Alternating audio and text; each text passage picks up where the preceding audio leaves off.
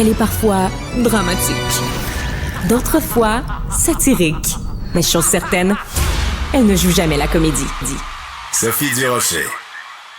Tout à l'heure, j'ai fait une entrevue avec Simon-Olivier Fecteau qui vient d'annoncer que le Bye Bye 2024 était son dernier Bye Bye. Après 9 ans, il accroche ses patins, puis ça a fait réagir nos auditeurs, nos auditrices. Ben oui, il y en a qui ont dit qu'ils adoraient tous les Bye Bye, que c'est tout le temps une expérience plaisante à la fin d'année de regarder ça, mais il y en a qui nous ont des gens qui disent qu'ils ont adoré tous les Bye Bye, ça, je pense, c'est le père et la mère de Simon-Olivier Fecteau. Ceux qui l'encouragent. Mais sinon, il y a Sylvain Terrebonne qui nous a dit, entre autres, ramenez-nous RBO, eux autres. Il était drôle. Mais ça, c'est souvent une critique que j'ai entendue de ramener RBO. C'est vrai que le souvenir que j'ai aussi de ça, ben, comme plusieurs Québécois et Québécoises, c'était bon. Alors, on sait pas, peut-être que ça aurait été drôle d'avoir, en effet, la réponse de Simon-Olivier Fecteau. Pour l'instant, on va parler d'une autre chicane, Louis Morissette contre Luc Poirier. On en parle avec Marc Boilard. Bonjour, Marc. Salut, Sophie. Je t'écoute. Ben, écoute, les faits, on les reprend. À ton micro, la semaine passée, Luc Poirier dit à travers une entrevue où toi, quelque part, t'as posé une question, mais je trouve ça très intéressant comment tu menais l'entrevue. C'est-à-dire que t'as pas cherché de bébite, t'as dit, non. Est-ce que t'enverrais un chèque, toi, à la Fondation Véro? Et là, monsieur part en disant, oui, j'ai entendu dire que ils se mettent 5000 pièces dans les poches à chaque fois qu'ils font un truc et tout. Louis Morissette répond par sa page Facebook, c'est complètement faux, telle affaire. Et le lendemain, Luc Poirier s'excuse. Il dit, finalement, oui, non, je comprends ce que tu veux dire. À moitié, là, ouais. À moitié. Mais quand même, tu sais, il se, disons, rétracte ou peu importe. Et le troisième temps de l'histoire, une pièce en 3 actes, on apprend ce matin que Louis Morissette poursuit pour la modique somme de 1 800 000 $ Luc Poirier pour diffamation. Et moi, ma question, c'est, je me demande, est-ce que dans la vie, les excuses devraient toujours faire en sorte qu'on passe l'éponge? J'ai trouvé ça très intéressant. C'est bien plus... ça va bien au-delà d'un patinage entre gens connus, je vais te dire. Puis moi, je l'ai vécu, ça, Sophie. Ah, explique. J'ai perdu 2 amis qui ont été vraiment avec moi, genre, qui ont fait des trucs, puis crois-moi, je suis loin d'être parfait, là, pas du tout. Là, moi aussi, j'ai dû faire des affaires.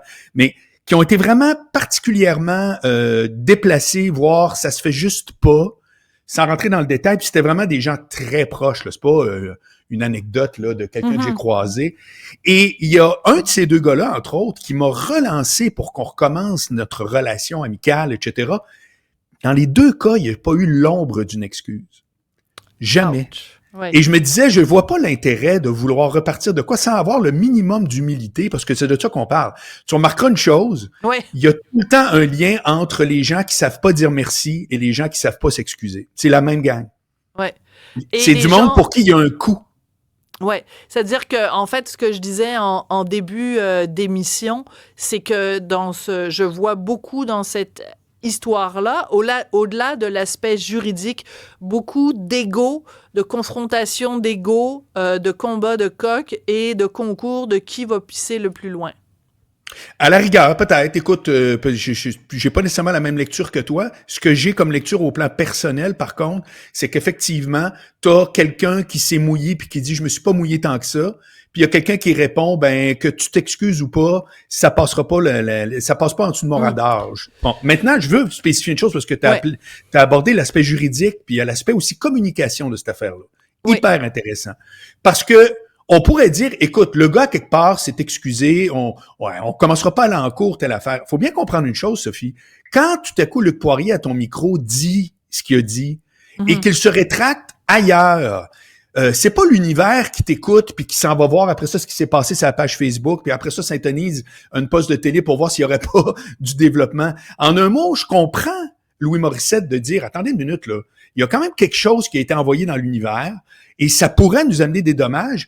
On peut pas juste dire, ah ben, sur sa page Facebook, tout le monde qui est au courant de la première acte de l'histoire est au courant du deuxième acte.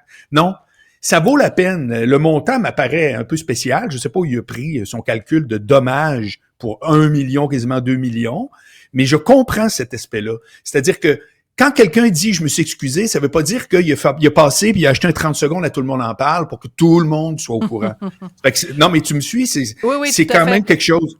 Mais ce qui est particulier, ce qu'on apprend selon la presse qui a eu accès à la poursuite elle-même, les termes de la poursuite nous indiquent que à 2 reprises, Luc Poirier donc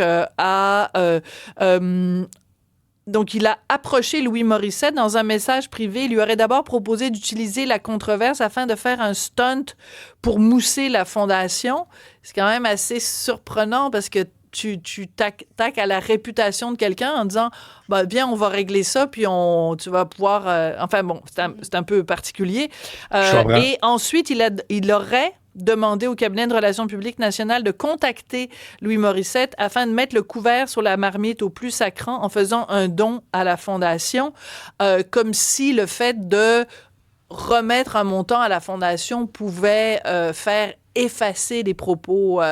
Donc, tout ça est quand même assez particulier comme comportement. Sophie, la réalité, tu sais comment ça va finir. Ça va être une espèce d'entente à l'amiable sous forme d'un chèque à la Fondation. On va revenir exactement à ce point-là, puis c'est correct parce que ça aurait été initié par Louis Morissette.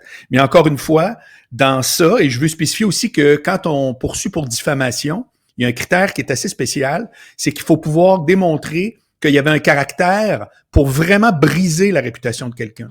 Puis malheureusement, dans ce que Luc Poirier a dit à ton micro, c'était d'une gratuité énorme. C'est-à-dire que même si ça avait été vrai, on peut alléguer, c'est jamais tranché au couteau les cas de diffamation, mais on peut alléguer que dans le cadre d'une entrevue où tout à coup tu posais une question quand même qui aurait pu répondre oui ou non, de spécifier que telle affaire, c'est quelque chose qui peut jouer à sa défaveur juridiquement. Là. Je fais un avocat de moi-même, mais dans ce cas-là, ouais, il y a vraiment ça. Tu sais. Tu vois que c'est une histoire beaucoup plus compliquée que... Ouais, Marc, mais ce que j'allais dire, Marc, c'est que la dernière fois qu'on en avait parlé aussi, tu nous avais dit, oui, ben les excuses, il y a peut-être aussi le côté où légalement, ben il doit s'excuser pour peut-être faire en sorte que la diffamation ou du moins... Mais légalement, ça change rien, Sibeth.